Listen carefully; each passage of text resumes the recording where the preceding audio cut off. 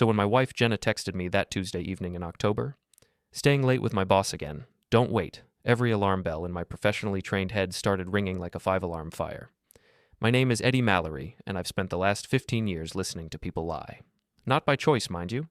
It comes with the territory when you're a 911 dispatcher in Millbrook, Maine. Before that, I was a voiceprint analyst for the state police. You learn to read between the lines, catch the tremor in someone's voice when they are spinning tales. It's a skill that pays the bills, but it also ruins your faith in humanity. I was sitting in my dispatch chair, headset around my neck during a rare quiet moment, staring at that message on my phone. The phrasing was too careful, too rehearsed. In 15 years of marriage, Jenna had never said, "Don't wait," before. It was always, "I'll be home late," or "Order pizza without me." This felt scripted, like she'd practiced it. The boss she was referring to was Clint Braxton, the golden boy who'd been promoted to regional manager at Coastal Insurance 3 months ago. Clint was one of those guys who drove a BMW he couldn't quite afford and wore suits that cost more than my monthly mortgage payment. Everything about him screamed trying too hard, from his perfectly styled hair to his practiced smile that never quite reached his eyes. I'd met him twice at company functions. Both times he'd given me that condescending handshake that said he thought dispatch work was beneath him. Both times I'd wanted to tell him exactly where he could shove his attitude, but Jenna had squeezed my arm and given me that look that meant, "Be nice for my career." Now, staring at her text, I felt something cold settle in my stomach. My dispatcher instincts were screaming that something was wrong. The syntax was off. The timing was suspicious. And the casual way she'd mentioned Clint, my boss, like she was establishing an alibi. I typed back, "All good.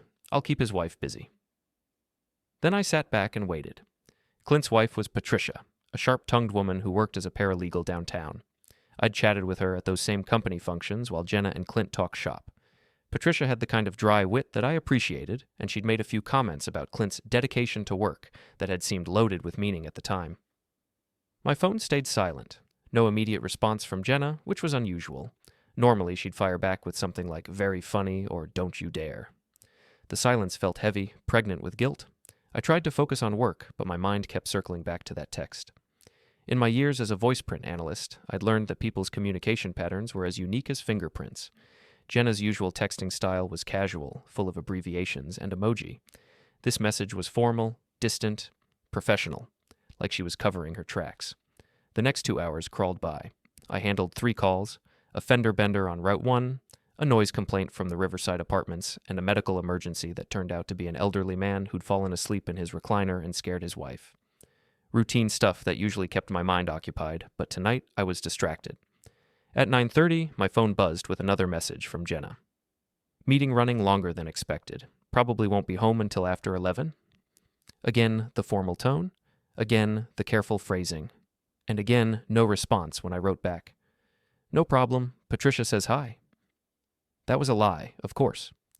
I hadn't contacted Patricia at all, but I wanted to see how Jenna would react to the suggestion that I might be talking to Clint's wife. In my experience, guilty people always assumed the worst-case scenario. My shift ended at 10. I drove home through the quiet streets of Millbrook, past the harbor where lobster boats bobbed in the darkness, past the Rusty Anchor where I sometimes grabbed a beer after work, past the insurance office where my wife claimed to be working late. The office was dark, completely dark. I didn't stop, didn't even slow down. Just filed that information away in the growing list of inconsistencies that my trained mind was cataloging. Instead, I drove home to our little Cape Cod house on Maple Street, the one we'd bought when we still believed we'd fill it with kids someday. I parked in the driveway and sat for a moment, looking at the dark windows. Mrs. Gable's porch light was on next door. The old woman was probably watching from behind her curtains, like always. She'd been the neighborhood watch committee of one for as long as we'd lived here, keeping track of everyone's comings and goings with the dedication of a federal surveillance team. Inside, I grabbed a beer from the fridge and settled into my recliner. The house felt empty, but not in the way it usually did when Jenna worked late. This emptiness had weight to it, like the calm before a storm. I thought about calling Patricia, but decided against it. If I was wrong about my suspicions, I'd look like a paranoid fool. If I was right, well, I wanted to be sure before I opened that particular can of worms. So I waited. And while I waited, I did what I do best. I analyzed the evidence. Fact 1. Jenna had been working late more often in the past month, always with Clint. Fact 2. Her communication style had become formal and distant, both in person and via text. Fact 3. She'd been more concerned with her appearance lately, buying new clothes and spending more time on her makeup. Fact 4. The insurance office had been completely dark when I drove past. Individually, these facts might mean nothing. Together, they painted a picture I didn't want to see. At 10:45, I heard a car door slam in the driveway. Through the front window, I could see Jenna getting out of her Honda, fumbling with her keys. Something was wrong with the way she was moving. Too fast, too jerky, like she was panicked. I stayed in my chair, beer in hand, and waited for her to come in. The front door burst open like she was fleeing a crime scene. Jenna stood in the doorway, chest heaving, her face pale as moonlight. Her feet were bare, I realized with a shock. She was holding her heels in one hand, her purse clutched against her chest with the other. "Eddie?" Her voice was pitched too high, strained. "You're home." "Shift ended at 10, I said calmly, taking a sip of my beer. "How was the meeting?" She stared at me for a long moment, and I watched her face cycle through a dozen different emotions. Guilt, fear, confusion, and underneath it all, a desperate kind of calculation as she tried to figure out what I knew. "It was productive," she finally said, still standing in the doorway like she might bolt at any second. "Lots of policy changes to discuss." "Must have been important to keep you so late," I observed, especially since the office was dark when I drove by at 10:15. The color drained from her face completely. Her grip tightened on her shoes, knuckles white with tension. For a moment, I thought she might faint. We went to Clint's place," she stammered. "To finish up. It was quieter there." Another lie. I could hear it in the way her voice cracked on quieter, but I just nodded and took another sip of beer. Makes sense," I said. "Patricia must have enjoyed the company." "Patricia?" "Clint's wife. I assume she was there too, right? For a work meeting at their home?" Jenna's mouth opened and closed like a fish out of water. She was trapped, and we both knew it. The silence stretched between us, heavy with 15 years of marriage and all the trust that was crumbling in real time. She was out," Jenna finally whispered. "Book club. On a Tuesday?" They meet on Tuesdays now." More lies, each one weaker than the last. I set down my beer and looked at my wife, really looked at her. Her lipstick was gone. Her hair was mussed despite her obvious attempt to fix it in the car. Her blouse was wrinkled in a way that suggested it had been removed and hastily put back on, and she was still barefoot, shoes clutched in her hand like evidence she couldn't figure out how to dispose of. "Jenna," I said quietly, "why don't you sit down?" She shook her head, backing toward the door. "I'm tired. I should go to bed." "Without telling me about your evening? That's not like you." "There's nothing to tell." But her voice broke on the last word, and I saw tears starting to form in her eyes. I stood up slowly, keeping my movements calm and non-threatening. In my line of work, you learn how to de-escalate situations, how to keep people from running when they're scared. But as I took a step toward her, Jenna bolted. She ran up the stairs like the devil himself was chasing her, her bare feet slapping against the hardwood. A moment later, I heard our bedroom door slam, followed by the click of the lock. I stood at the bottom of the stairs, looking up into the darkness, and felt something fundamental shift inside me. The marriage I thought I had was over. The question now was what I was going to do about it. I didn't follow Jenna upstairs. Instead, I walked back to my chair, finished my beer, and started planning. It's amazing how calm you can feel when the worst thing you've been dreading finally happens. Like waiting for a cancer diagnosis. The not knowing is worse than the knowing. The next morning, Jenna was gone before I woke up. She'd left a note on the kitchen counter. "Early meeting, talk tonight." Her handwriting was shaky, like her hands had been trembling when she wrote it. I called in sick to work, which I almost never did. In 15 years at the dispatch center, I'd used maybe 10 sick days total. But today, I had research to do. First stop was the Rusty Anchor, the dive bar where half the town went to drink away their problems. It opened at 11, and I was waiting in the parking lot when Wendy unlocked the doors. Wendy had been tending bar there for 20 years, and she knew everyone's business whether she wanted to or not. "Little early for you, isn't it, Eddie?" she asked as I settled onto my usual stool at the far end of the bar. "Coffee's fine," I said. "Just need somewhere quiet to think." She poured me a cup without asking any more questions. That was one of the things I liked about Wendy. She understood that sometimes people needed space to process their problems before they were ready to talk about them. I was halfway through my second cup when Patricia Braxton walked in. She looked as surprised to see me as I was to see her, but she recovered quickly and took the stool next to mine. "Wendy, I'll have whatever he's having." "Coffee it is," Wendy said, shooting me a curious look. Patricia waited until Wendy moved down the bar to wipe glasses before she spoke. "So," she said quietly, "I'm guessing you got the same kind of text I did last night." My blood went cold. "What kind of text?" "The kind that says they're working late, when you know damn well they're not working at all." She took a sip of coffee and grimaced. "Clint told me he had to stay at the office for a policy review with his team. Plural. Team. Like it was some big group meeting." I stared at her, pieces clicking into place. "Jenna said the same thing, meeting with her boss." "Mm-hmm." Patricia's smile was bitter. "Except I drove by the office around 9:30, and it was dark as a tomb, so either they were having their meeting in the dark, or they were somewhere else entirely." The relief I felt was unexpected and probably inappropriate. Not relief that my marriage was falling apart, but relief that I wasn't going crazy, that my instincts had been right. "How long have you known?" I asked. "Suspected? About a month. Known for sure. Last week, when I found a hotel receipt in his jacket pocket, the Marina Inn, out on Route 1, 2 hours on a Wednesday afternoon when he was supposedly in Augusta for a conference. The Marina Inn. I knew the place, a rundown motel that rented rooms by the hour to people who didn't want to be seen. The kind of place that didn't ask questions as long as you paid in cash. "What are you going to do?" I asked. Patricia laughed, but there was no humor in it. "What am I going to do? I'm going to burn his world down, Eddie. Carefully, methodically, and completely legally. The question is, are you going to help me?" I thought about Jenna running up the stairs barefoot, about 15 years of marriage dissolving in a puddle of lies and hotel receipts, about the way Clint had looked at me at those company functions like I was something he'd scraped off his shoe. "Yeah," I said. "I think I am." Patricia reached into her purse and pulled out a manila folder, thick with papers. "Good, because I've been busy." She spread the contents across the bar between us. Bank statements, credit card bills, phone records, hotel receipts, a paper trail that painted a clear picture of an affair that had been going on for at least 6 weeks. "How did you get all this?" I asked, impressed despite myself. "I'm a paralegal, remember? I know how to build a case." She pointed to a series of charges on Clint's credit card. Dinner at Romano's on September 15th. Flowers from Petals and Stems on September 20th. A jewelry purchase at Tiffany's on October 1st, and it wasn't for me because I never got any jewelry. I studied the phone records, using skills I'd developed as a voiceprint analyst to spot patterns. "Look at this," I said, pointing to a cluster of calls.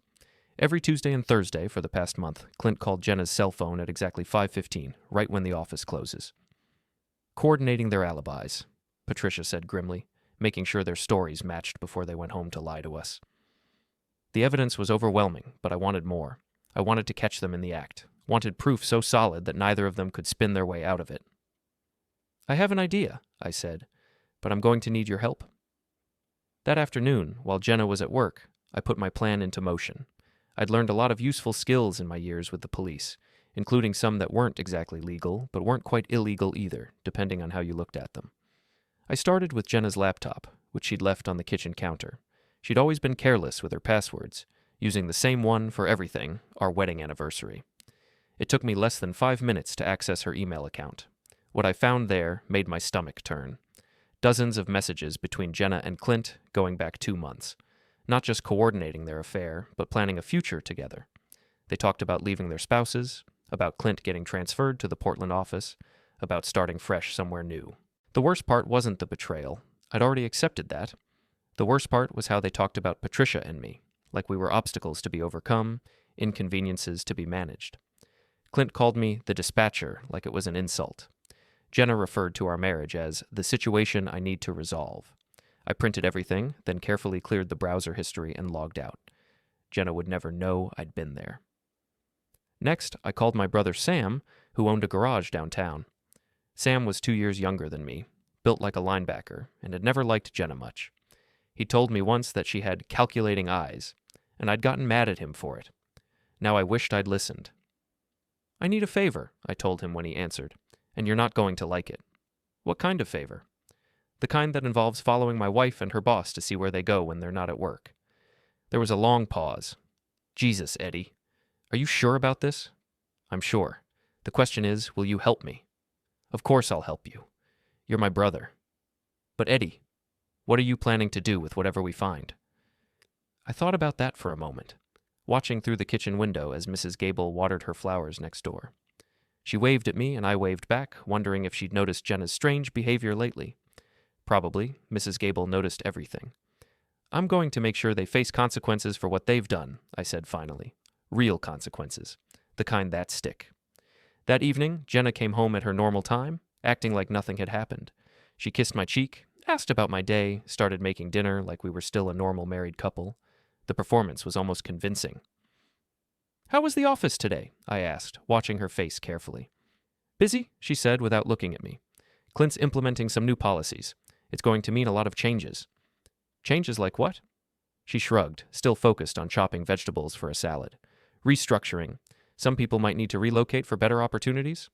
There it was, the setup for her eventual departure, delivered like it was just office gossip. I wondered if she'd practiced this conversation, the way she'd obviously practiced that text message. Would you be interested in relocating? I asked, if the opportunity came up. For just a moment, her knife stopped moving. I don't know. Maybe. It would depend on the situation. Of course, I said. You'd want to make sure it was the right move, for everyone involved. She looked at me then, and I saw a flicker of something in her eyes. Guilt, maybe, or fear that I was starting to figure things out. Eddie, she said carefully, is everything okay? You seem different lately. I smiled at her, the same smile I'd been giving her for 15 years. Everything's fine, Jenna. Just thinking about the future, that's all. But everything wasn't fine, and we both knew it. The question was who was going to make the first move, and when. I didn't have to wait long to find out. Thursday evening, Jenna's phone buzzed during dinner. She glanced at it, and I saw her face change. A quick flash of excitement that she tried to hide behind concern. I have to go back to the office, she said, already standing up from the table. Emergency with the Morrison account. The Morrison account. I'd heard her mention it before, but something about the way she said it now made me suspicious. It sounded rehearsed, like a code word. On a Thursday night? I asked. Insurance doesn't keep business hours, she said, grabbing her purse. I'll probably be late again. She was out the door before I could respond, moving with the same panicked energy she'd shown Tuesday night. I waited exactly 5 minutes, then called Sam. She just left. I said, You know what to do. Sam had been parked 2 blocks away, waiting for my call. He followed Jenna's Honda at a distance, using techniques I'd taught him from my police days. 20 minutes later, he called me back. Marina Inn, he said grimly. Room 12, Clint's BMW is already here. I felt something cold and hard settle in my chest. Seeing the evidence in emails was one thing. Knowing they were together right now in some cheap motel room was something else entirely. Stay there, I told Sam, but keep your distance. I'm on my way. I drove to the Marina Inn with the windows down, trying to clear my head. The October air was crisp and sharp, carrying the smell of salt water and dying leaves. It should have been peaceful, but all I could think about was what I was going to find when I got there. The Marina Inn squatted beside Route 1 like a guilty secret. 2 stories of peeling paint and broken dreams, the kind of place where people went to make mistakes they'd regret forever. Clint's BMW was parked in front of room 12, gleaming under the flickering neon sign. Sam was waiting in his truck across the street. I pulled up beside him and rolled down my window. How long have they been in there? I asked. About 30 minutes. You want to go knock on the door? I thought about it. Part of me wanted to kick down that door and confront them both right there, in their moment of betrayal. But that would be emotional, reactive. And emotional reactions were how people made mistakes that came back to haunt them later. No, I said. Not yet, but I want pictures. Sam reached into his glove compartment and pulled out a digital camera with a telephoto lens. Way ahead of you, brother. He'd already taken dozens of photos, Clint and Jenna arriving separately. Clint carrying what looked like a bottle of champagne, Jenna laughing at something he'd said as they walked to the room together. The images were clear, damning, and completely legal since they'd been taken in a public place. There's something else, Sam said, handing me a small digital recorder. I got close enough to the window to pick up some audio. You're not going to like it. I pressed play and immediately wished I hadn't. Jenna's voice, breathless and happy in a way I hadn't heard in years. Clint's laughter, deep and satisfied. They were talking about their future together, about how much better their lives would be once they dealt with their current situations. Turn it off, I said. Sam clicked the recorder off and looked at me with concern. Eddie, what do you want to do here? Because if you're thinking about doing something stupid... I'm not going to do anything stupid, I said, but I am going to do something. I called Patricia from the parking lot. She answered on the first ring like she'd been waiting for my call. "They're at the Marina Inn," I said without preamble. "Room 12. "I know," she said. "I'm parked behind the Denny's across the street. I can see Clint's car from here." "How long have you been there?" "Since 6:30. I followed him from the office." Her voice was calm, controlled. "I've been taking pictures, too." I looked across the street and spotted her car, a dark sedan that blended into the shadows. "What's the plan?" "We wait," she said. "Let them finish their business. Then we follow them when they leave, make sure we know where they go next. The more evidence we have, the stronger our position when this all comes out." It was a good plan, patient, methodical, designed to build an airtight case. But sitting in that parking lot, knowing my wife was in that room with another man, patience was the last thing I felt. "There's something else you should know," I said, and told her about the emails I'd found, about their plans to relocate and start fresh. Patricia was quiet for a long moment. "They're planning to leave us," she said finally. "Both of us. Just walk away like we never mattered." "Looks that way." "Well," she said, and I could hear the steel in her voice. "I guess we'll just have to make sure that doesn't happen." We waited for 2 hours. 2 hours of watching that motel room door, knowing what was happening behind it, feeling 15 years of marriage crumble into dust. Sam stayed with me the whole time, not saying much, just being there in the way that brothers do. Finally, at 10:15, the door opened. Clint came out first, looking around carefully before gesturing for Jenna to follow. They kissed goodbye in the doorway, a long, passionate kiss that made my stomach turn. Then they walked to their cars, still playing it safe by leaving separately. "I'm following Jenna," I told Sam. "Patricia's got Clint?" I tailed my wife at a distance, watching as she drove not toward home, but toward downtown Millbrook. She parked outside Coastal Insurance and sat in her car for 10 minutes, probably fixing her hair and makeup, preparing to maintain the lie that she'd been working late. Then she drove home. I beat her there by 5 minutes, just enough time to get back into my chair with a beer and turn on the TV. When she walked through the door, I was watching the late news like I'd been there all evening. "How was the emergency?" I asked without looking away from the screen. "Complicated," she said, "but we got it sorted out." "Good. I'm glad Clint was there to help you work through it." She froze in the doorway to the living room. "What?" "The Morrison account emergency," I said, finally turning to look at her. "I'm glad Clint was there to help. It must be nice having such a dedicated boss." "Yes," she said slowly. "He's very hands-on." I almost laughed at that. Instead, I took a sip of beer and turned back to the TV. "I'm sure he is." Jenna stood there for another moment, probably trying to figure out if there was a hidden meaning in my words. There was, of course, but she wasn't ready to hear it yet. "I'm going to bed," she said finally. "It's been a long day." "I bet it has." She went upstairs and I heard the shower running. Washing away the evidence, I thought. But it was too late for that. The evidence was already collected, cataloged, and ready to be used. My phone buzzed with a text from Patricia. "Same time tomorrow?" I typed back, "Absolutely." The next morning, I made a decision. I was done being passive, done collecting evidence and building cases. It was time to take action. I called the Coastal Insurance office and asked to speak with Clint Braxton. "This is Clint," he said when he came on the line, his voice smooth and professional. "Clint, this is Eddie Mallory, Jenna's husband. I was wondering if we could meet for coffee this morning. There's something I'd like to discuss with you." There was a long pause. "I'm sorry. What did you want to discuss?" "Your relationship with my wife," I said calmly, "and what we're going to do about it." Another pause, longer this time. "I'm not sure what you're implying." "I'm not implying anything, Clint. I'm stating facts. You and Jenna have been having an affair for the past 2 months. You've been meeting at the Marina Inn on Tuesdays and Thursdays. You're planning to relocate to Portland together and leave your current spouses behind. Should I continue?" The silence on the other end of the line was deafening. "Rusty anchor," I said. 11 o'clock. Come alone and come ready to talk. Because if you don't show up, my next call is to your wife. And trust me, she's already got questions about where you've been spending your evenings." I hung up before he could respond. At 11 o'clock sharp, Clint Braxton walked into the Rusty Anchor looking like a man heading to his own execution. His usually perfect hair was disheveled, his tie loosened, his face pale with stress. I was waiting at a corner table, away from the bar where Wendy might overhear. Clint sat down across from me, his hands shaking slightly as he placed them on the table. "Eddie," he began, "I think there's been a misunderstanding." "No misunderstanding," I said, sliding a manila folder across the table. "Open it." Inside were printouts of the emails between him and Jenna, photos from the Marina Inn, phone records showing their coordinated calls. Everything Patricia and I had collected over the past few days. Clint's face went from pale to gray as he looked through the evidence. Where did you get this? Does it matter? The question is, what are we going to do about it?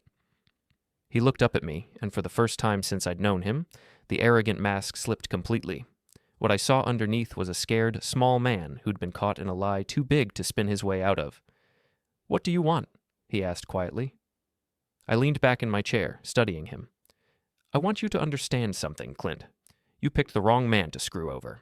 I spent 10 years analyzing evidence for the state police. I know how to build a case, and I know how to destroy someone's life legally and completely. The question is whether you're going to make this easy or hard.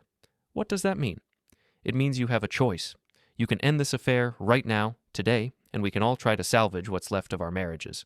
Or you can keep playing games, and I'll make sure everyone in this town knows exactly what kind of man you really are. Clint stared at the photos of himself and Jenna, his hands trembling. It's not that simple. We care about each other. You care about each other? I laughed, but there was no humor in it. You care about each other so much that you've been lying to your spouses for months, that you've been sneaking around like teenagers. That's not love, Clint. That's selfishness. You don't understand. I understand perfectly. You saw something you wanted, and you took it, without caring who got hurt in the process. Well, congratulations. You got my wife, but you also got me, and I'm not going anywhere. I stood up, leaving the folder on the table. You've got until Monday to decide what you want to do. End it with Jenna, transfer to another office, whatever it takes to get out of our lives. Or I start making phone calls. Your wife, your boss, the state insurance commission. I've got contacts everywhere, Clint. And they're all very interested in hearing about managers who abuse their positions to seduce employees. I was halfway to the door when he called after me. Eddie, wait. I turned back. He was still sitting at the table, looking broken and defeated. What if it's too late? What if Jenna doesn't want to end it? I smiled at him, and it wasn't a nice smile. Then I guess you'll both find out what happens when you push a patient man too far. I left him there with the evidence of his betrayal spread across the table and walked out into the bright October sunshine. For the first time in days, I felt like I was in control again. But I was about to learn that control was an illusion, and that some people would rather burn everything down than admit they were wrong. I didn't have to wait until Monday for Clint's answer. I got it that same afternoon in the form of a phone call from my supervisor at the dispatch center. Eddie, Chief Morrison said, I need you to come in. We've got a situation. What kind of situation? The kind that involves a complaint against you. Something about harassment and stalking. You need to get down here now.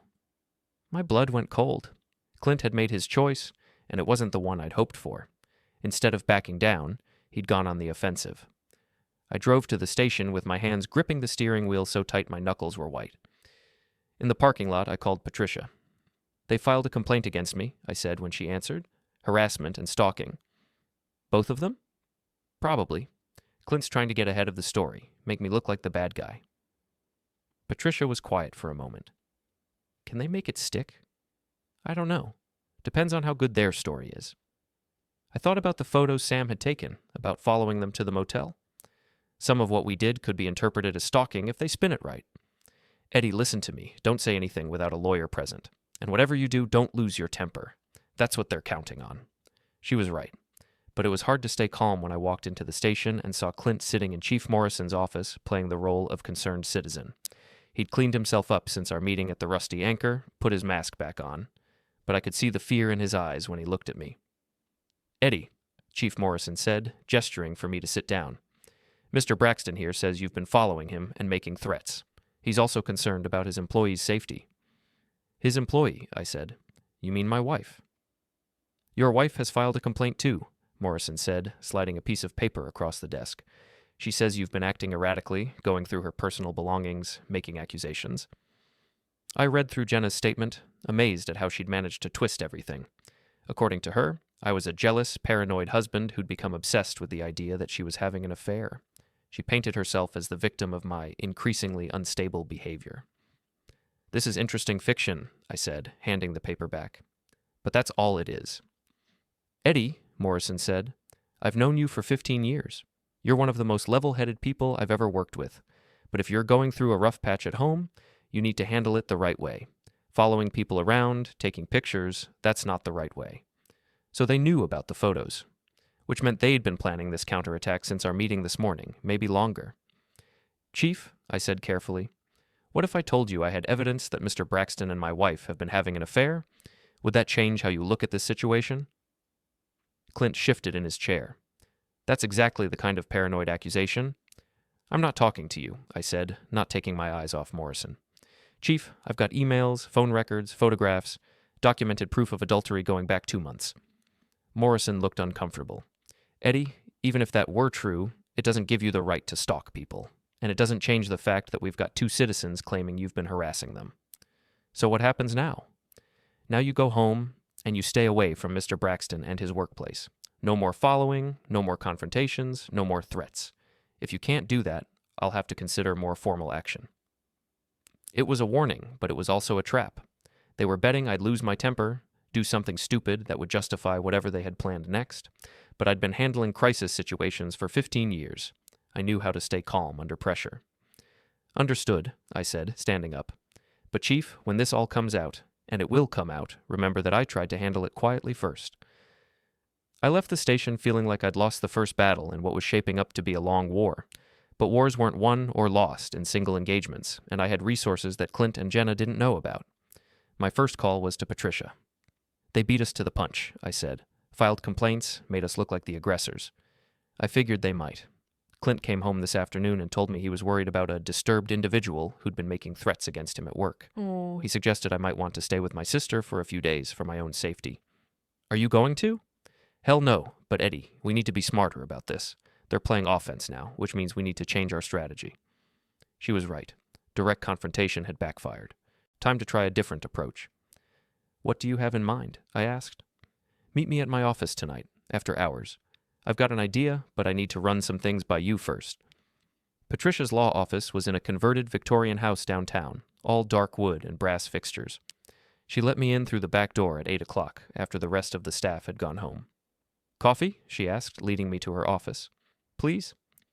She poured 2 cups from a pot that looked like it had been brewing since morning, then spread a new set of documents across her desk. I've been doing some research on your friend Clint, she said. Turns out he's got a pattern of this kind of behavior. The documents were employment records, going back 5 years. 3 different insurance companies, all in different states. At each one, Clint had been involved in some kind of scandal involving female employees. How did you get these? I asked. I have contacts in the industry. When you've been a paralegal for 20 years, you get to know people. She pointed to a file from his previous job in Massachusetts. Sexual harassment complaint, settled out of court. The woman was paid $50,000 and signed a non-disclosure agreement. And before that? Similar situation in Connecticut. Different company, same pattern. He targets women who work under him, uses his position to pressure them into relationships. I studied the files, feeling sick. So Jenna isn't his first victim. Victim? Patricia laughed bitterly. Eddie, I've seen the emails between them. Your wife isn't a victim. She's a willing participant who knew exactly what she was doing. She was right, but it was hard to accept. I'd been married to Jenna for 15 years. I'd thought I knew her, thought she was better than this. So what do we do with this information? I asked. We use it to level the playing field. Clint thinks he's got us backed into a corner, but he's made a mistake. He's used the same playbook too many times, and now it's going to catch up with him. Patricia pulled out another folder, this one containing financial records. I've also been looking into his money situation. You know that BMW he's so proud of? It's leased, and he's 3 months behind on the payments. The condo he's living in? Also leased, also behind on payments. Our golden boy is living way beyond his means. Trying to impress Jenna. Among others. But here's the interesting part. He's been using company credit cards for personal expenses, dinners, hotels, gifts. All of it supposedly for client entertainment, but I've cross-referenced the dates with his personal calendar. Most of these business expenses were actually dates with your wife. Now we were getting somewhere. That's fraud. Corporate credit card abuse at minimum, maybe embezzlement, depending on how much money we're talking about. She handed me a calculator. Add it up. I went through the records, totaling the suspicious charges. Dinners at expensive restaurants, hotel rooms, jewelry purchases, weekend trips to Boston and New York, all charged to Coastal Insurance as business expenses. $12,000, I said finally, over the past 6 months. $12,000 of company money spent on an extramarital affair, that's a felony in Maine, Eddie, and it's definitely grounds for termination. For the first time since this whole nightmare began, I felt like we had a real weapon. What do you want to do with this? We're going to give Clint a choice. He can end the affair and resign quietly, or we can take this information to his boss and let corporate handle it. Either way, his career in insurance is over. It was a good plan, but I had a feeling it wasn't going to be that simple. People like Clint didn't go down without a fight, and they usually tried to take everyone else with them. I was about to find out just how right I was. The next morning, I woke up to find 2 police cars in my driveway and Detective Sarah Chen standing on my front porch with a warrant. "Eddie Mallory," she said when I opened the door, "you're under arrest for criminal threatening and violation of a restraining order." "What restraining order?" She handed me a piece of paper. It was a temporary restraining order, filed the day before, requiring me to stay at least 500 feet away from Clint Braxton and Jenna Mallory. "I was never served with this," I said. "You're being served now. You have the right to remain silent." As she read me my rights, I saw Mrs. Gable watching from her porch, her face pale with shock. Down the street, other neighbors had come out to see what was happening. By noon, the whole town would know that Eddie Mallory had been arrested for stalking his wife and her boss. They'd played their hand perfectly. While Patricia and I had been building our case, they'd been building a trap, and I'd walked right into it. But as they put me in the back of the police car, I wasn't thinking about the embarrassment or the legal trouble. I was thinking about something Patricia had said the night before. When you've got nothing left to lose, that's when you become really dangerous. I was about to find out if she was right. I spent 6 hours in a holding cell before my lawyer arrived. 6 hours to think about how completely Clint and Jenna had outmaneuvered me, how they'd turned my evidence gathering into criminal stalking, my attempts at confrontation into harassment. But I'd also had 6 hours to remember something important. I wasn't just a wronged husband. I was a former police analyst with 15 years of experience in crisis management and a brother who owned a garage full of useful tools. My lawyer, David Kim, was a sharp young guy I'd met through work. He specialized in defending cops who got in trouble, which made him perfect for my situation. "They're not going to be able to make the charges stick," he told me as we walked out of the station. "The restraining order was filed and served on the same day, which means you couldn't have violated it before you knew it existed, and the criminal threatening charge is based entirely on hearsay. So, I'm clear? You're clear of criminal liability, but Eddie, this restraining order is real. You need to stay away from both of them, or next time you won't get out so easily." I understood the legal reality, but I also understood something else. Clint and Jenna had made a tactical error. They'd escalated the situation to a level where I had nothing left to lose. My reputation was already damaged, my marriage was already over, and my job was probably in jeopardy, which meant I was free to play by different rules. That night, I called Patricia from a burner phone I'd bought at a gas station. "We need to meet," I said, "somewhere they won't think to look for us." "The old cannery, out on Harbor Road," she said immediately. "It's been abandoned for years." The cannery was a relic from Millbrook's fishing industry heyday, a brick building that had been empty for a decade. Patricia was waiting in the parking lot when I arrived, her car hidden behind a rusted shipping container. "I heard about the arrest," she said as we walked inside. "Clint's been bragging about it at the office. Says he's finally got you under control." "Does he now?" "Eddie, there's something else. Jenna's been telling people you've been abusive for months, that she's been afraid to leave because she didn't know what you might do." The lies just kept coming. But I was done being angry about them. Anger was an emotion, and emotions made you sloppy. What I felt now was something colder, more focused. "Show me what you found about the credit card fraud," I said. Patricia spread the documents across a dusty workbench. In the harsh light of her flashlight, the evidence looked even more damning. Clint had been systematically stealing from his company for months, using corporate funds to finance his affair with my wife. "I've been thinking about this," she said. "We can't approach Clint directly anymore. The restraining order prevents that. But we can go to his boss." "Who's his boss?" "Regional director named Margaret Walsh. She's based in Portland, but she's coming to the Millbrook office next week for quarterly reviews." It was a good plan, but I had a better one. What if we didn't wait for her to come here? What if we went to Portland? "Eddie, you're supposed to stay away from anything connected to Clint. That includes his workplace. The restraining order specifies that I stay away from Clint Braxton personally. It doesn't say anything about Coastal Insurance's corporate offices." I smiled in the darkness. "Besides, I'm not going as Eddie Mallory, wronged husband.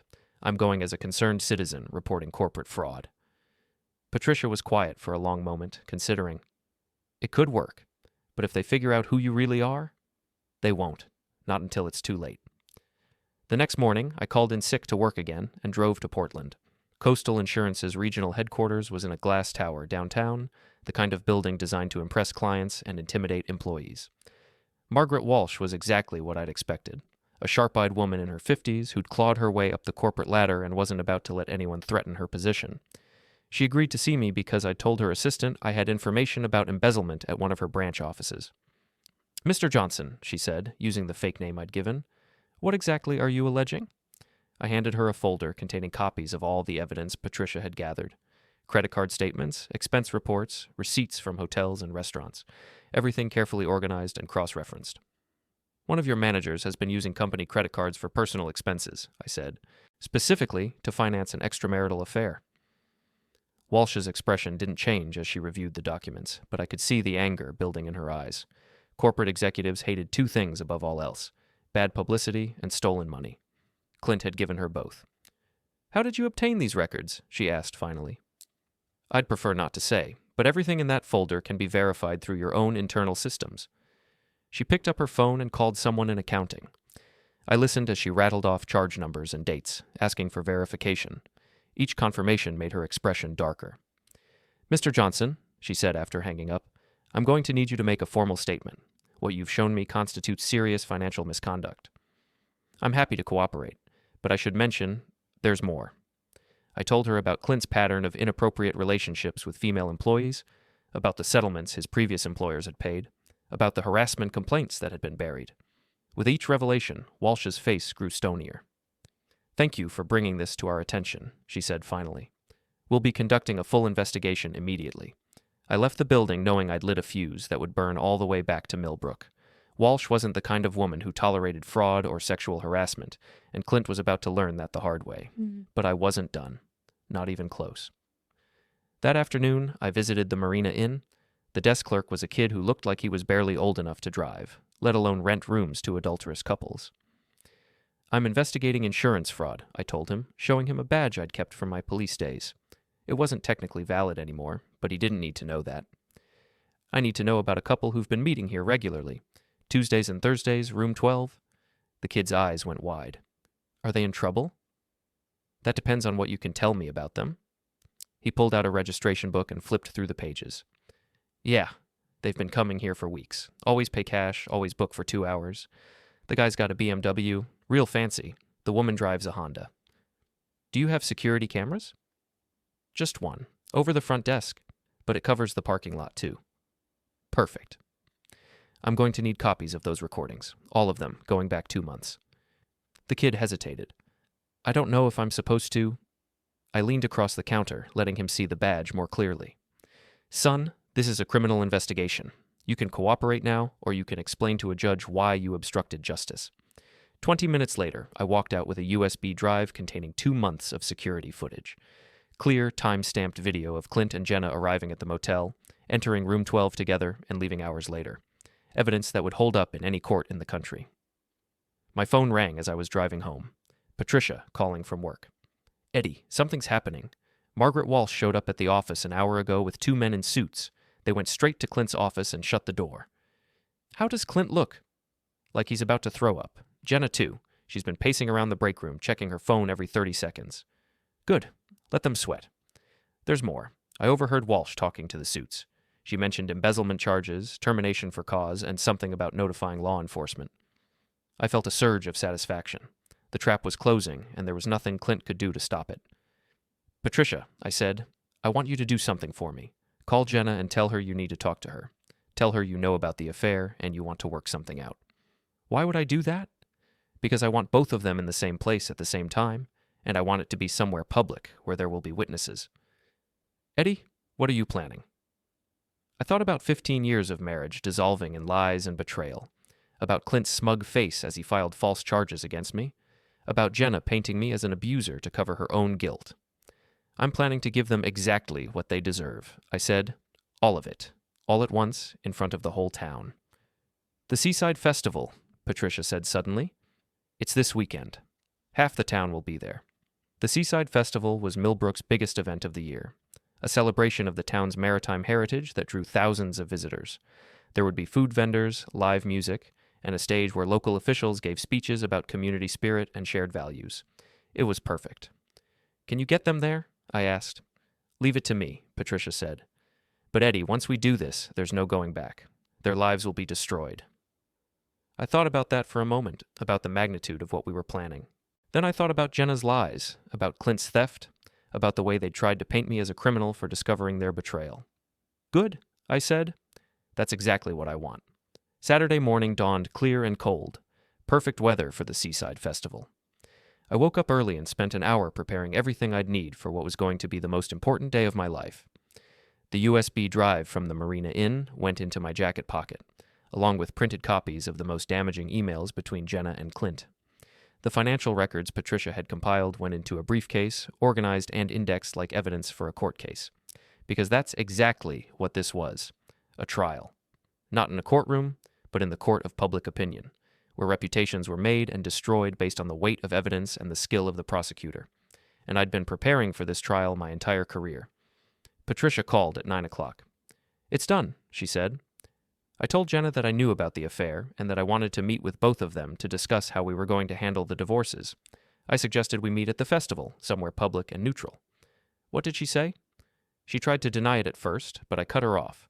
Told her I had evidence and that she could either meet with me voluntarily or explain everything to a divorce attorney. She agreed to the meeting. "What about Clint?" "That's the beautiful part. He can't refuse to come because Jenna will be there, and he can't let her face this alone. But he also can't stay away from the festival entirely, because he's supposed to present the Coastal Insurance Community Service Award at 2 o'clock. I'd forgotten about that.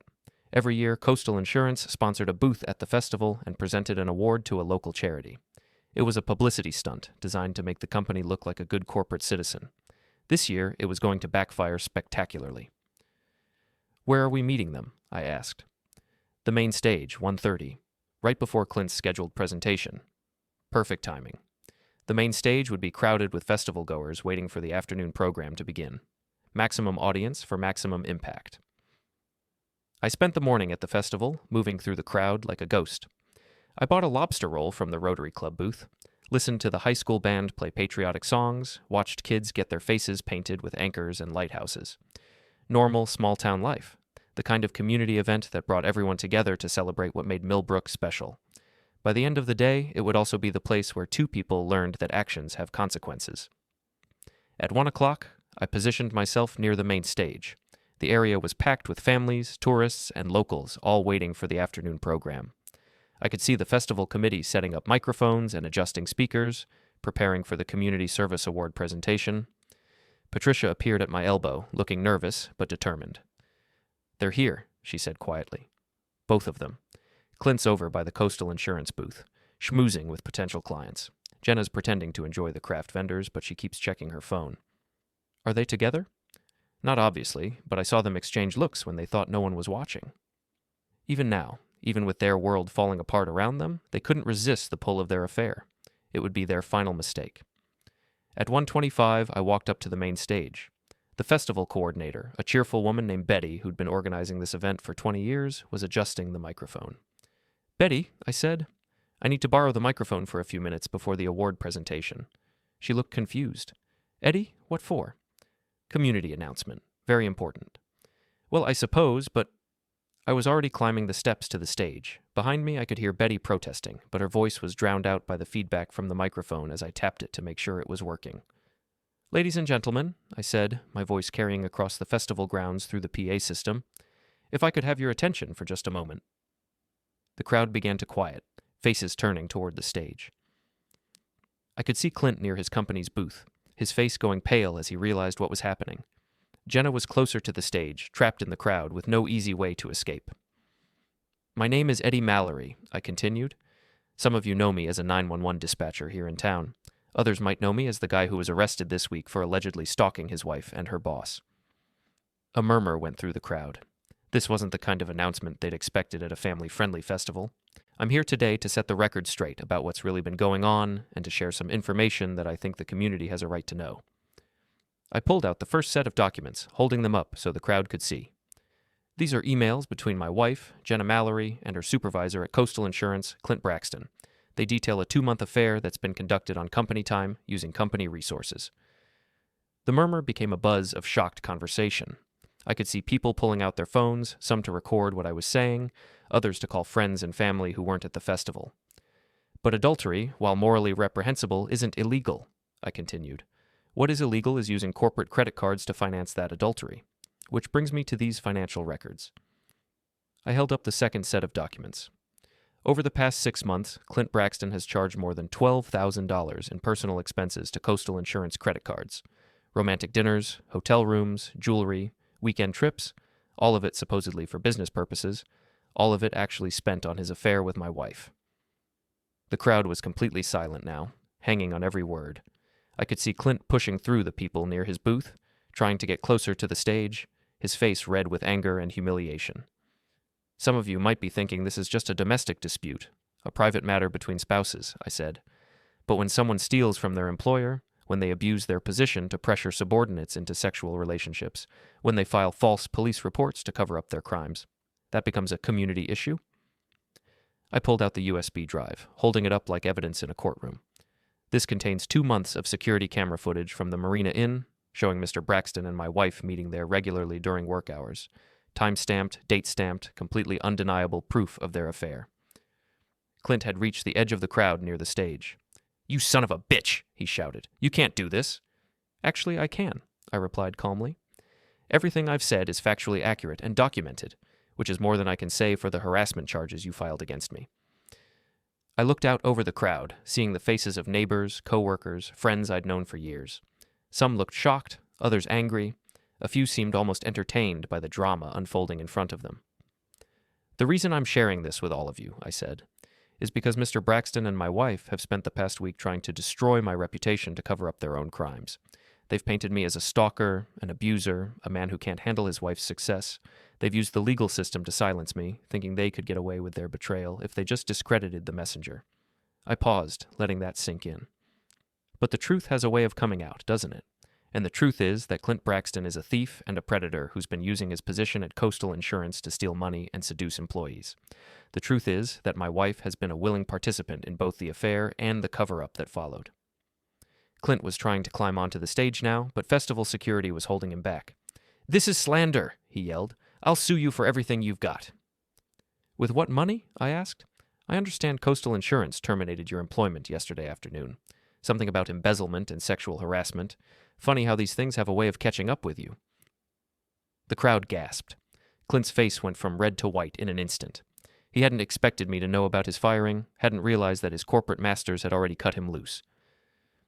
"And Jenna," I said, looking directly at my wife, who was standing frozen in the crowd about 20 feet from the stage. "I want you to know that I've filed for divorce. The papers were served to your office this morning. I'm citing adultery, abandonment, and fraud. You'll be hearing from my attorney on Monday." Jenna's face crumpled. She turned and tried to push through the crowd, but there were too many people, all of them staring at her with a mixture of shock and disgust. "The restraining order that was filed against me," I continued, "was based entirely on lies. Mr. Braxton and my wife claimed I was stalking them, threatening them, acting irrationally. But as you can see from the evidence I've presented today, my behavior was entirely rational.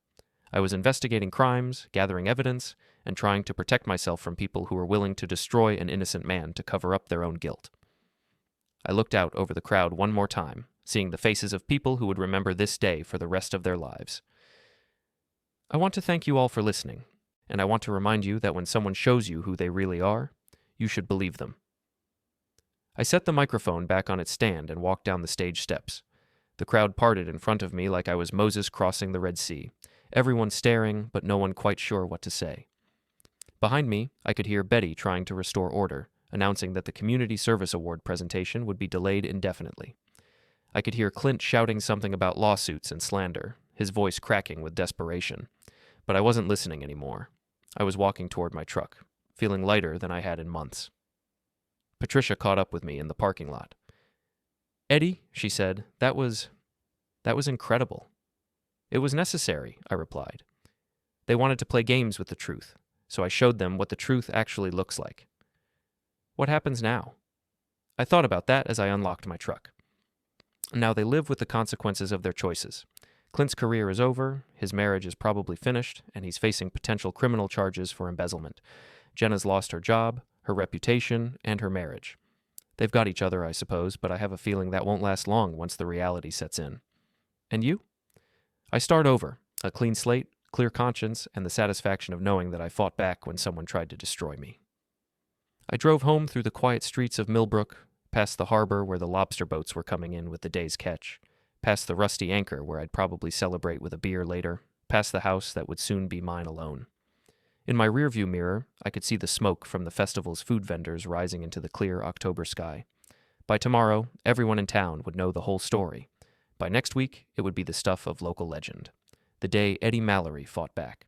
The day 2 people learned that some lines shouldn't be crossed. The day the truth won. I pulled into my driveway and sat for a moment, looking at the house I'd shared with Jenna for 15 years. It would be different now, emptier in some ways, but cleaner in others. No more lies, no more pretending, no more wondering if the person sleeping next to me was the person I thought she was. Mrs. Gable was on her porch, watering her flowers and watching me with undisguised curiosity. I waved at her, and she waved back, probably dying to know what had happened at the festival, but too polite to ask directly. She'd find out soon enough. Everyone would. I walked into my house, grabbed a beer from the refrigerator, and settled into my chair. For the first time in weeks, I felt at peace. The war was over, and I had won. Not because I'd destroyed 2 people who tried to destroy me, though I had. Not because I'd exposed their lies and crimes to the entire community, though I had. I'd won because I'd refused to be a victim. When they'd tried to silence me with false charges and legal threats, I'd found another way to tell the truth.